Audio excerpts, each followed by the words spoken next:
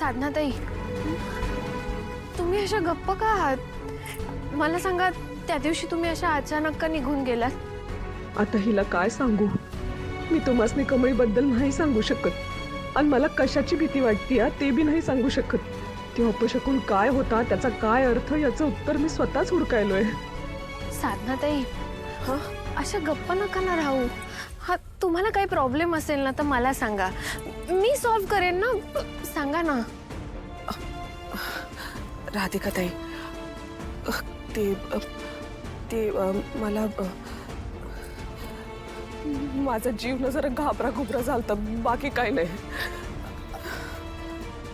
साधनाताई,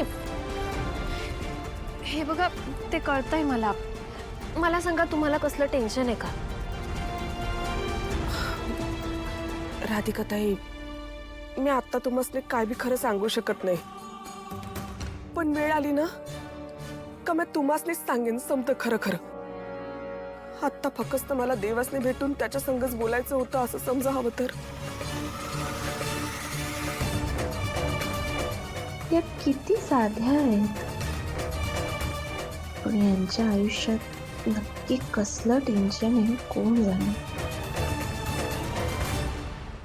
हो हो आई, मी आत्ताच माझा आणि गौरीचा फोटो त्या स्केच आर्टिस्टला देऊन आलो. मग काय म्हणाले ते? कधी काढून देतील स्केच? उद्यापर्यंत देतील का? हॅलो हॅलो राजन, अरे काय म्हणाले काय ते? लगेच काढून देतील ना स्केच? अगं आई, लगेच कसं होईल? त्यात गौरीचा फोटो थोडासा ब्लर आहे म्हणून त्याने माझ्याकडे थोडासा वेळ मागितलाय.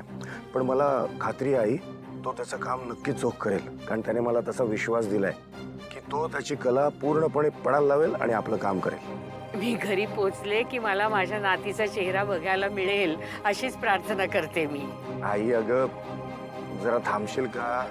धीर आहे की नाही तुझ्याकडे? हा लवकरच तुला तुझ्या नातीचं स्केच दिसेल. हो हो हो, बरं, काळजी घे आणि सावकाशी आहे. लवकरच भेटू. ठेवते. हा, आई पण